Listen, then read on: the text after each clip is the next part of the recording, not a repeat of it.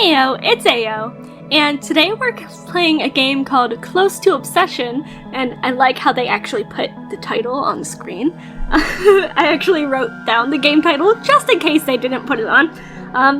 Well, anyway, this is, the creator says it's a huge rough draft, so it could be completely different when the game's, like, made, or officially finished or whatever. It was made for the 72-hour Murder Boy Mayhem Renpai Jam. I think I pronounced that right. And, you know, a man asks you out on a date. Bronson Street, 10:30 p.m. You cradle a warm cup of tea in your hands, provided by the EMTs, when a police officer approaches you. Oh, hello. They're tall, about 5'10", and dressed in a pressed black slacks and a button-down shirt. A reserved smile tugs in their lips. The mark of a professional who's done this for years. Only the slightest trembling of their pen hovering inches above the yellow notepad gives away the effect the grisly scene in the alleyway had on them. I don't know why I thought hallway. Hi, I'm Officer Gabriel. I just wanted to grab your statement on what took place tonight, if that's alright with you. You could barely speak. A souvenir? Is that what that word is? Souvenir! I'm sorry. Left over from all the screaming you did. Of course. Okay, we appreciate your cooperation. They clicked their pen. So, first things first. Can you tell me about the man who assaulted you and your date in the alleyway? You swallow thickly and tug the blanket around your shoulders, trying to keep your entire body from shuddering as you relieve the memory. Alleyway recounting of the assault and homicide, 9:30 p.m. His shrill laughter assaults your ears, delighted and happy, almost childlike in glee. Hello. Catboy? Oh, did you see the look on his face? He looked so fucking dumb, man. I wish I could have captured that in 4K. The man sighs blissfully, euphoria almost as he tilts his head back, face illuminated by the moonlight, and whispers, I hope you like this as much as I do. Before losing himself in another fit of laughter while you stand there trying to process what just happened. You peer down at your hands, vision blurring as if to shield yourself from the horror.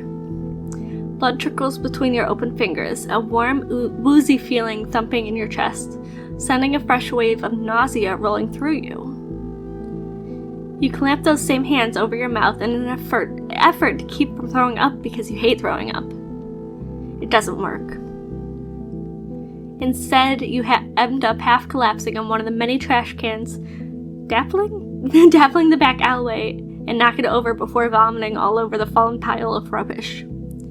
Tears squeeze through your scrunched eyelids like juice forced out of a lemon. How did this happen? One moment you are on a perfectly normal outing with your Tinder date, and now the memory of a metal bat slicing through the air, crunching through bone, cracking his head open like an egg sends bile up your throat once more. God, oh God. He was alive just a minute ago. He took you out for dinner. Expensive. Fancy. You look at the reminders of that dinner, now laying in a mix of stomach acid. What a waste of good food. Your intrusive thoughts cut through everything else, inappropriate and unwelcome. You beat them back violently. You just watched a man die. How could you think of something like that at a time like this? You scrub your mouth clean and your eyes flicker towards the silhouette standing over the fresh corpse, bat resting over her shoulder as they nudge your date's hand with the toe of his sneaker. Another confirmation they're dead. Not such a big shot, are you now, buddy? Another giggle. It scrapes against your nerves, setting you on edge. Then, you doing alright over there, Cupcake? He's referring to you, not the body. You open your mouth, close it, open it again. You're so scared your voice refuses to cooperate. Sorry, I know I kinda made a mess. Hope it doesn't bother you too much, but at least he's out of the way now, eh? The man stretches his arm over his head, arching like a sunbathing cat. He is a cat boy! Arching like a sunbathing cat, enjoying the comfort of a lazy Sunday. Every movement appears slow and deliberate, almost if he's trying to convince you he's not a threat with his carefree attitude and loose limbs, ready to strike as soon as you make any sudden movement or sound. You're not fooled, and you won't be lulled into answering his sick little questions. Resolute, you keep your mouth shut and your eyes trained for an opportunity to escape despite the wavering odds. Cupcake, you still with me? You didn't answer my question. When you remain silent, he forgoes the body and closes the distance between you two in 3 easy strides before lowering himself onto a crouch to meet your gaze. You're half tempted to jab your finger into his eye sockets, but you refrain. Nothing good ever comes from half-baked attempts at escape. Not the talkative type, huh? He softly boops your nose with the tip of his bloody bat when you refuse to answer. Rusted nails sticking out of the thing at haphazard angles, all crooked and wrong. What would it feel like, having them drill into your head? You shudder at the thought. If you don't give him the slip, you're likely about to find out. Not that I mind. As long as you're in the present with me, that's all that matters. You don't even have to talk on our future date, whatever makes you feel more comfortable. The sound that leaves your throat is scratchy and jagged around the edges. You never take your eyes off his crude bat. Date. What the fuck is he talking about? The man smiles in response to your confusion, all bright white teeth and borderline flirtation. Of course, we matched on Tinder over a week ago. When you stare at him deadpan, he continues on, rubbing the back of his neck. We started talking last Saturday, and I felt we had a deep connection, so I tried reaching out to you about setting up a date. But you never responded, so I took the liberty of approaching you in person. Don't you remember me? You try to place him, studying his earnest face with a weary eye. But all your previous matches blur together in a haze of right swipes curated on a lonely Saturday night curled up on the couch. Not to mention you don't keep tabs on the people you aren't interested in. He frowns, almost pouting as he registers the implications of your blank expression. Nothing? Nothing at all? Not a damn clue. Oh, that's unfortunate. But I guess. He leans forward, so close that the tip of your noses touch. You'll remember me now, won't you? Then he leans forward and kisses your cheek as he presses something small into the palm of your hand, curling your fingers around it. A slip of paper. Don't be late. It's the last thing he says before leaving you trembling on the ground, lost in a daze of confusion with the warm imprint of his lips on your skin. Bronson Street, 10:30 p.m. Officer Gabriel appears sympathetic as they scribble down your official statement. When they're finished, they look back up at you, eyes soft. Do you still have the note on you?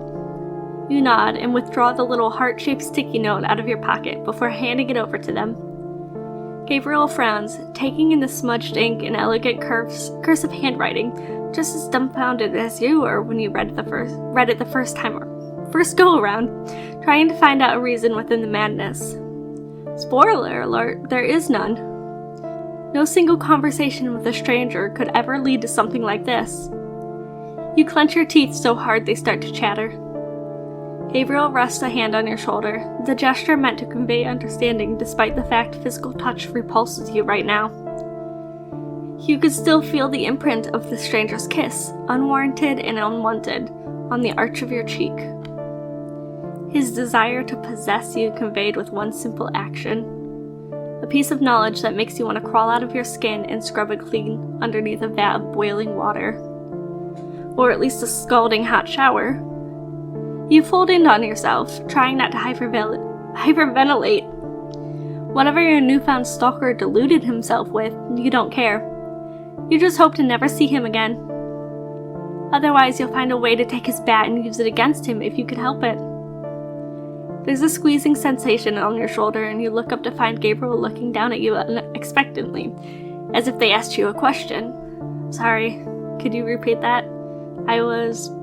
Sorry. Gabriel drops a hand, arms falling to their side. No apology necessary. You've gone through a lot. I just wanted to know if you need a ride home.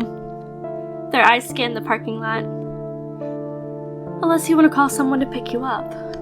No, a ride would be great, thank you. Gabriel smiles, this one without reservation. Of course. You give it up and follow Gabriel to their car when the sensation of being watched causes your legs to buckle. You almost trip over yourself and whip around. Your eyes search through the darkness, catching sight of a figure standing atop one of the nearby apartment buildings, fear running its talons down your back. But when you blink, the figure disappears and you wonder if you imagined the whole ordeal. Hey, you coming? Gabriel stands next to their patrol car. The passenger door opened and waiting for you. Yeah, I just thought I saw something. You take one last look, steeling yourself for the figure to pop up again, but they don't. Or maybe they were never there to begin with. But still. The words the man left behind on the heart-shaped sticky note haunt you. They're ingrained in your mind. Next Saturday, I'll pick you up at 8:30 p.m. Don't be late. XOXO Max. Bronson Street rooftop, 10:30 p.m. Max peers over the lip of the rooftop, taking in the swirling red and blue lights below. Police officers flock the alley a few apartments over, taking pictures of the corpse and directing passerbys away from the scene of the crime. A beautiful disaster Max created on impulse. All because he couldn't help but be inspired by you. He always liked art, painting canvases with vibrant splashes of color that stood out to the eye, drawing attention to those who appreciated the work. He made a canvas out of that man's body and gave it to you as a present. Do you like it? He's almost certainly you do, though he feels a bit guilty about getting his work all over you. But it was all in the name of love. And besides, that man clearly wasn't worth your time, and Max wanted to give you something to show you how special you are to him. Otherwise, he might come off as a man lacking in sincerity. And he's nothing if not sincere about his feelings. So he thought about bringing you things like chocolate and flowers, but figured those were over the top and a bit cliché on the grand scheme of things. No, what he needed was something revolutionary. The artist in him said as much. It wasn't until he followed you around on your night in the town with that man that inspiration struck. Not to mention that man. What was his name again? Logan? Jeremy? Jared? Who cares? He's going with Jared because he can't bother to remember. Fuck Jared and his cheating scumbag agenda. That man led you on. He deserved what became of him. Max angrily palms the wedding ring in his pocket and bringing the band out into the light, digging his nails into the loving inscription of "Forever Yours" on the inside of the band. Jesus. Okay, I'm sorry. It's kind of stormy here. Talk about the lowest of the low. And you don't deserve that. You don't deserve any of that because you deserve the best. And if you can't see that, then Max will make sure that you do. Even if he needs to paint the entire city in red to make you see it. Ooh! Oh, that was creepy. I liked it. Okay, well, I actually can't wait to see more of this game. That was very interesting. I liked how it started off, too. Like, you knew something bad happened. You were with the officer. I want to see like an ending to this game. I hope they finish it. I hope they finish it soon because I want to play it. Anyway, I like the character design too. Max, he's adorable. Like, he may be a killer, yeah, but like, look at him. He's so cute. It looked like his hair, the way his hair, it reminded me of a cattail because of the long strand, and he's got the cat, the collar, the two piercings that look like little cat teeth. Beautiful, beautiful cat boys. Okay, anyway, that's all for this episode. Again, if you liked it, leave a like, maybe subscribe. If you made it to the end, tell me how you feel about the cat boy in the comments. Alrighty, anyway, thanks for watching. Bye!